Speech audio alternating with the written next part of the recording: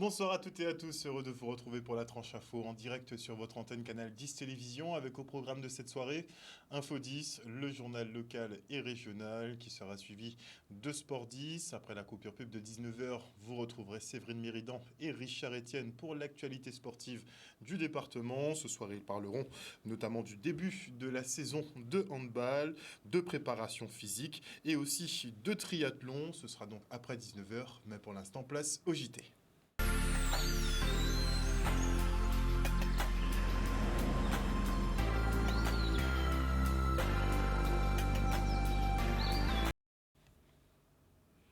Nous sommes le vendredi 15 septembre 2023 et dans le cadre de son tour des établissements scolaires de l'archipel, la rectrice d'académie s'est rendue aujourd'hui à l'école maternelle de Bragelonne à Saint-François. Le reste en images. J'accueille Madame la rectrice aujourd'hui justement dans une école maternelle qui est celle de Bragelonne pour pouvoir valoriser le travail des enseignants et montrer justement dans les fondamentaux qu'est-ce qu'on met en place, quelle est la relation entre les deux écoles, puisque nous avons deux écoles qui sont concomitantes, c'est un groupe scolaire, donc montrer justement le travail de liaison qui est fait entre ces deux écoles. Nous travaillons d'ailleurs la liaison grande section CP avec l'école élémentaire juste à côté. On met des petites actions en place pour faciliter l'entrée des élèves au CP et cette année ça s'est très bien passé. L'objectif ici c'est de voir comment les équipes de cette école maternelle à Bragelonne travaillent sur les savoirs fondamentaux et ici sur des aspects autour de la maîtrise aussi des questions de numération mais aussi maîtrise du langage. Et nous travaillerons ensuite avec les équipes de l'école élémentaire pour voir aussi tout le lien qu'ils font entre l'école maternelle et l'école élémentaire dont on sait combien c'est important. L'objectif aujourd'hui c'est vraiment se familiariser avec le nombre, la quantité d'œufs. Donc il y avait plusieurs ateliers où il fallait former des quantités d'œufs. Il y avait un algorithme, il y avait des cases à remplir. Mais moi, mon atelier dirigé, c'était vraiment comprendre la notion de ajouter ou enlever quand il y en a trop pour avoir la quantité d'œufs. C'est pas une mission de contrôle, c'est une mission, je dirais, plutôt d'observation, de voir en fait comment travaillent les équipes, de voir aussi les bonnes pratiques, parce qu'on voit que ce sont aussi des écoles qui évoluent bien dans leurs résultats. Donc c'est intéressant de voir comment ils fonctionnent et comment ils ont monté leur projet. Un reportage signé Maxime Morel. Et on enchaîne avec la 4e réunion plénière du Conseil régional à Basse-Terre. La majorité des points ont été votés à l'unanimité. Une satisfaction pour le président Chalus. Petit bémol, une plénière trop expéditive pour Bernard Guillaume, notamment sur le projet hôtelier de Saint-François d'un montant de 100 millions d'euros qui se résume à une seule et unique page. Le reportage. Et surtout des participations en gros dans les organismes que nous accompagnons, tels que la SEMSAMA, la CEMAG, la SPL, qui aussi aujourd'hui fait leur rapport.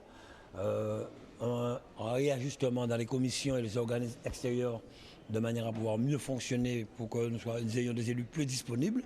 Et comme nous l'avons expliqué au départ, ce qui est important pour nous, c'est que la région puisse être à la disposition des Guadeloupéens, travailler pour la population guadeloupéenne.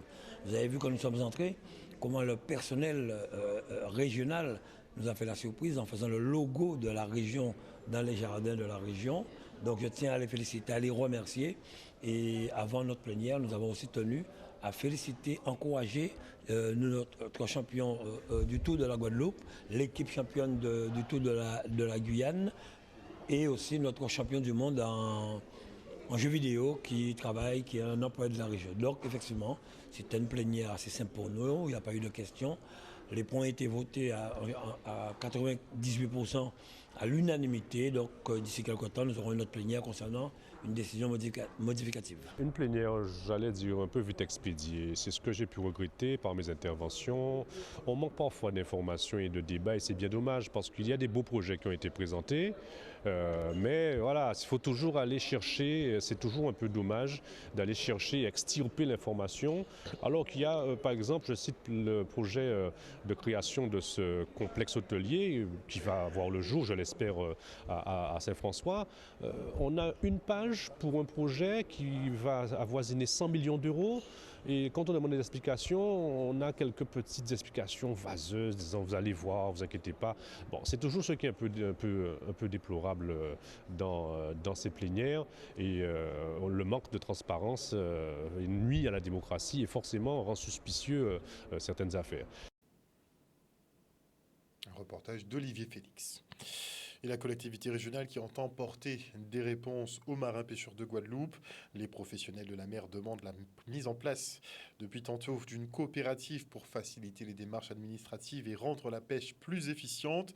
Il s'agira également d'améliorer l'offre, mais la formation aussi en elle-même. Pour ce qui est du prix du carburant, par contre, la région, effectivement, ne peut pas intervenir et donc les pêcheurs devront s'orienter vers un autre interlocuteur. On fait le point. On est sollicité par un syndicat qui se pose des questions, somme toute, légitimes. Et il nous appartenait aujourd'hui d'être en réponse et de montrer tout ce qui se fait déjà et ce qui est aussi en préparation. Nous sommes très satisfaits parce qu'effectivement, nous débutons des revendications que nous portons et qui permettent nous de comprendre où là nous y est et surtout au niveau de la formation des marins parce que nous rencontrons le problème qui nous formation a plus ou moins échu. Donc quand là nous obligés soit à la Martinique ou trouvons moyen donc il y a nous des confirmations qu'avant la fin de l'année tout ça là que mettre en règle donc nous pas inquiéter nous. Sur la question de la formation, oui, c'est encore un point noir en Guadeloupe. Mais nous sommes en train de fabriquer des réponses avec la CCI, avec des partenaires, avec l'ADM, avec la direction de la mer, avec Guadeloupe Formation, avec des prestataires privés. On est vraiment en train de travailler et on a là de sérieux, de sérieuses perspectives pour qu'avant la fin de l'année, on puisse proposer vraiment tous les modules de formation indispensables aux professionnels de la mer. Donc la région lui-même, il ne peut pas aider nous à ce niveau-là, mais de toute façon, nous, là, il faut, hein, nous, la SARA, nous, les préfets, nous voyons encore pour nous voir ce qu'il nous faire pour permettre à descendre ça, parce que nous sommes à 0,88 et on a estimé que ça a fait mal à porte-monnaie, nous. Hein. Trop longtemps, marin pêcheur a souffert avec ça, nous sans coopérative. Et pourtant, il y a une coopérative qui est existante, d'accord, pour le moment, ils font tant, mais existant. Et là, pour permettre nous les marins pêcheurs, à acheter un matériel beaucoup moins cher, et ça qui est avantageux nous. Sur les problèmes de financement de l'activité, d'accompagnement des porteurs de projets, nous sommes déjà en réponse. Les dispositifs sont déployés, les marins pêcheurs s'en inquiètent et ils ont de plus en plus l'information. Sur des problématiques d'accompagnement, de plan de compensation des surcoûts, ils ont vu comment on a amélioré le dispositif et comment on essaie de travailler, comment on est dans un dialogue constructif, mais des fois qui peut être ardu avec les autorités de l'État, l'Europe, mais que nous avançons. Ils ont aussi pu voir aussi quels sont les efforts qu'on va aussi demander aux marins pêcheurs, notamment sur les déclarations, sur la comptabilité, sur des choses qui font que nous passons d'un métier qui était considéré comme un métier de cueillette à vraiment des entreprises de pêche qui ont toute leur place et qui participent à la dynamique économique de la Guadeloupe. Et c'est en travaillant tous ensemble, hein, positivement, et en acceptant de progresser ensemble, qu'on va trouver des solutions. Nous y sommes. Et puis c'était une belle initiative, une belle réunion. Le débarquement à l'îlet de Carrette est interdit jusqu'au 15 janvier prochain. Le petit banc de sable qui s'érode à vitesse grand V sera réhabilité par des agents du conservatoire du littoral, notamment avec une replantation d'arbres. Les abris restants, eux, sont en cours de démantèlement, comme vous pouvez le voir sur ces images. L'objectif de cette opération, vous l'avez bien compris, c'est de pouvoir permettre à l'îlet de se régénérer.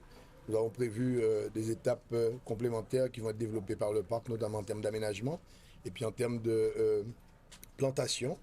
Tous ces éléments pour permettre d'abord à l'îlet de se revigorer et puis par la suite de procéder à l'installation de nouveaux équipements qui pourront permettre à la population professionnelle, enfin, tous ceux qui veulent profiter de l'îlet de le faire, mais dans des conditions qui soient les plus avantageuses possibles et les plus environnementales possibles pour que nous puissions au bout du compte, garder cette île le plus longtemps possible. Mon association intervient du fait qu'on s'est implanté sur l'île Carrette en construisant des aménagements bambou. On a créé un petit village bambou justement pour tous les habitants, tous les touristes, parce qu'on a estimé qu'il y avait certains besoins. Et aujourd'hui, on va démonter le village qu'on a fait avec les partenaires qui ont demandé notre présence. Et c'est pour ça qu'on l'a laissé, parce que jusqu'à maintenant, tout le monde a déjà enlevé tout. Mais ils voulaient vraiment faire le partenariat, montrer qu'on travaille avec eux, les associations sont dans ce projet et on est là aujourd'hui. Cette opération-là est aussi l'occasion de se laisser du temps pour observer le fonctionnement de l'îlet sans fréquentation pendant une période donnée, de manière à mieux aussi penser sa réouverture. Parce que la plantation qu'on va débuter d'ici quelques semaines va permettre éventuellement de fixer l'îlet, mais aussi de permettre une régénération et voir où sont les zones qui ont vocation à être occupées par la suite. La végétalisation, c'est un procédé qui va permettre d'ancrer l'îlet, sachant qu'il y a quand même une inconnue, c'est que l'îlet carrette bouge beaucoup dès qu'il y a des houles en fait, et ça permet quand même de fixer un maximum possible l'îlet grâce aux racines de toutes les plantes.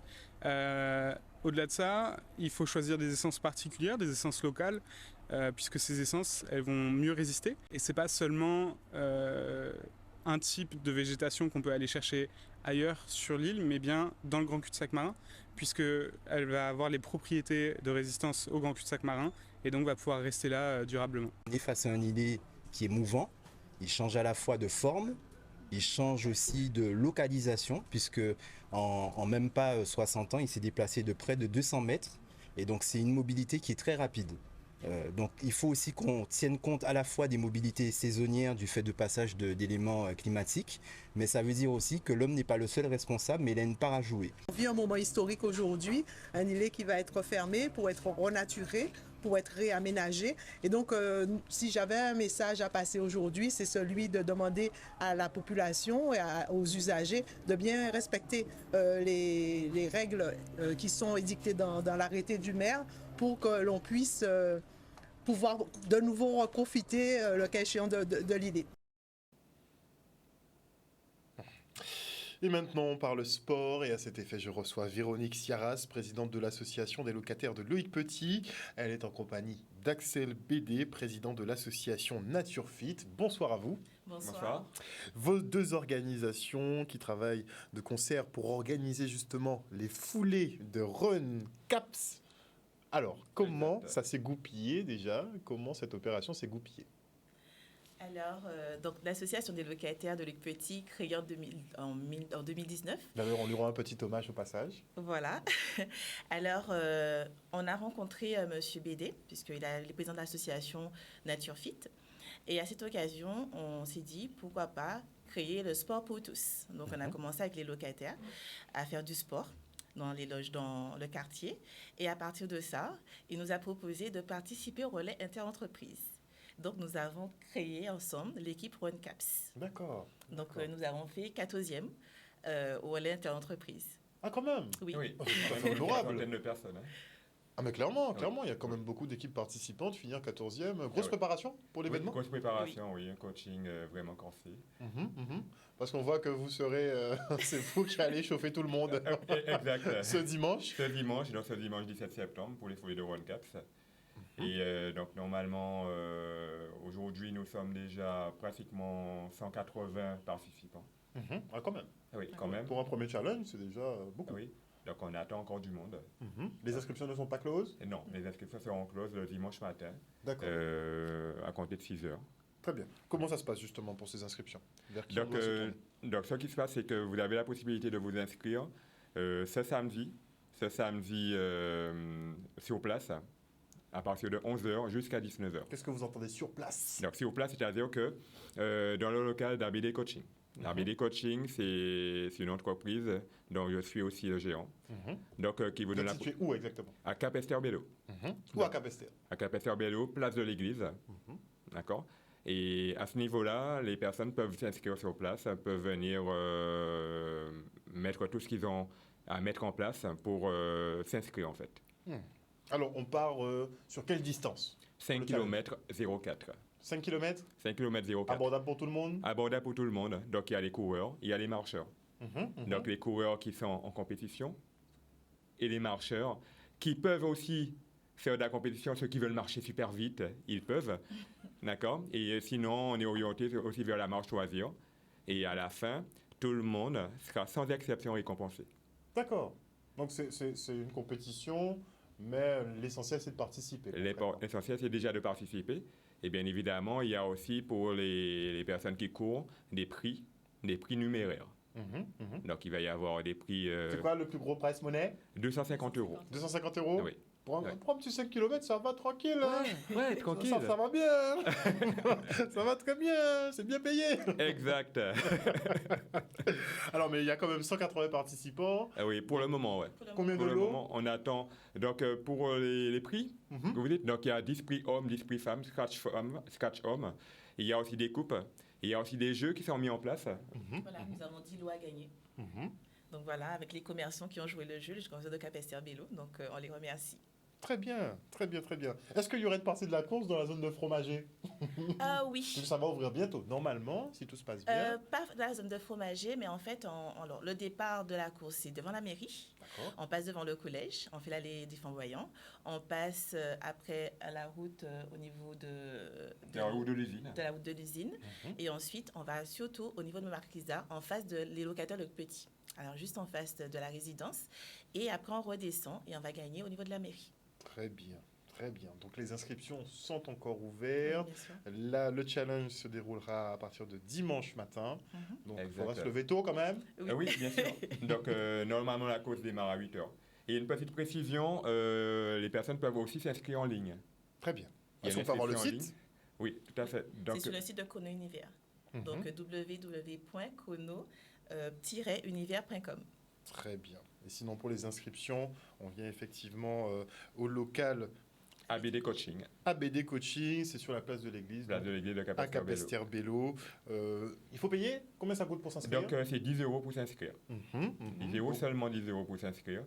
Et après, on joint utile agréable. La possibilité pour tout le monde de s'inscrire en famille. Les enfants aussi peuvent venir. Tout le monde peut participer. Donc, monsieur, madame, enfant, tout le monde peut participer. Ah, on peut venir pour en famille, quoi. Ah, oui, on peut venir en famille. Les personnes qui veulent marcher en famille, qui veulent aussi s'initier au sport, qui se disent, mais voilà, bon, c'est la rentrée, maintenant, nouvelle résolution. Donc, on va faire du sport. Parce que c'est vrai qu'il faut choisir une association pour l'année. Oui. Donc, c'est pas un village, mais c'est l'occasion. C'est l'occasion, exact. Alors, petite précision, il y aura échauffement avant. Est-ce qu'il y aura aussi petite séance sportive ou musicale après? Comment ça se passe? Donc, il va y avoir la séance d'échauffement, comme on dit. Quand tous les coureurs sont rentrés, il va y avoir une séance de stretching, donc des étirements, pour remettre les personnes en état, parce qu'ils ont marché pendant 5 km. Et après, si ça se trouve, il y aura des surprises qui vont se mettre en place. Donc, on ne va pas tout révéler, on va attendre que tout le monde vienne. Donc, venez voir comment ça va se passer. Donc, il y a des surprises, notamment des éléments qu'on va mettre en place par rapport à des parrains. Des parrains surprises, justement. Voilà, donc, les gens seront assez contents de voir ces parrains-là. C'est des personnes qui ont marqué l'histoire de l'athlétisme, en fait, à Cap-Esther, en priorité. Très bien. Donc, venez voir ces parrains. C'est l'occasion de redécouvrir aussi le sport. Voilà. Merci beaucoup en tout cas à vous deux d'être venus sur ce plateau pour nous présenter donc ce nouveau challenge, puisque c'est la première édition des foulées de Run CAPS. Exact. CAPS pour Cap-Esther. Je tiens à le dire parce que c'est exactement ça. J'ai compris ça tout à l'heure, j'avais pas capté. Et le mot de la fin pour vous? Eh bien, rendez-vous dimanche à partir de 8h. Merci encore.